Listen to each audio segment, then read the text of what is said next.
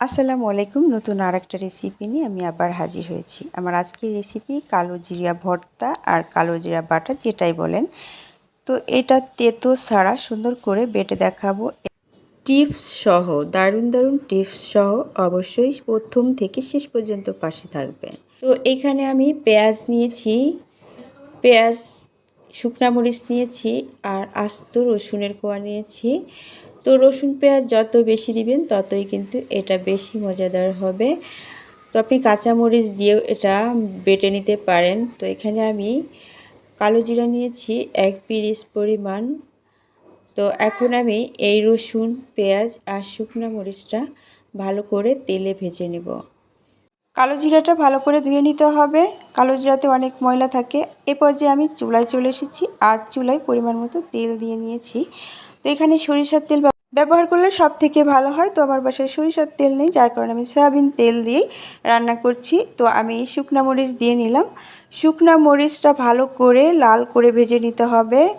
শুকনা মরিচটা ভালো করে ভেজে আমি এখন উঠিয়ে নিচ্ছি।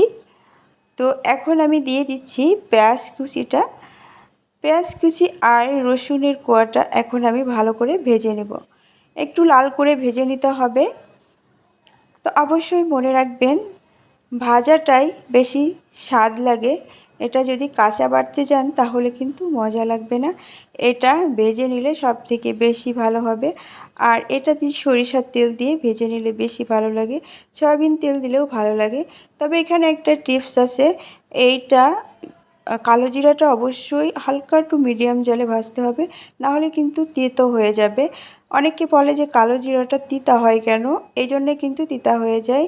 এই জন্যে কালো জিরাটা খুব লো ফ্লেমে হালকা জালে অনেকক্ষণ ভাজতে হবে, তো যেন তিতা না হয়।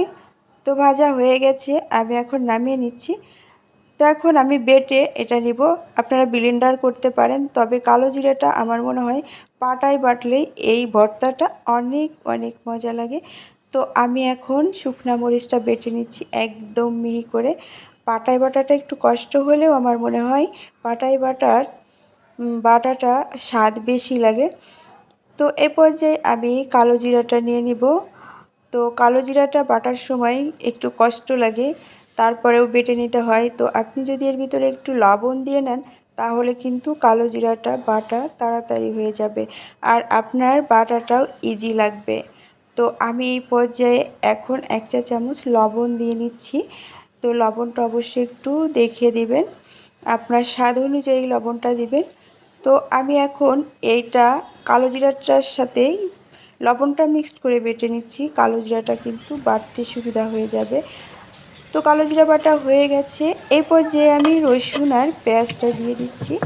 রসুন পেঁয়াজটা দেওয়ার পরে কালো জিরাটা একটু নরম হয়ে যাবে, বাটাটা আরও ইজি হয়ে যাবে। আমি যেভাবে কালো জিরাটা বেটেছি এইভাবে যদি বাটেন তাহলে আপনার বাটাটা অনেক সহজে বাটতে পারবেন। তো আমার এই রেসিপিটা যদি আপনাদের কাছে এতটুকু ভালো লেগে থাকে, অবশ্যই আপনাদের কাছে আমার রিকোয়েস্ট থাকবে আমার চ্যানেলটা সাবস্ক্রাইব করে আমার পাশে থাকবেন, লাইক কমেন্ট শেয়ার করে সবাইকে দেখার সুযোগ করে দিবেন। ভালো থাকবেন।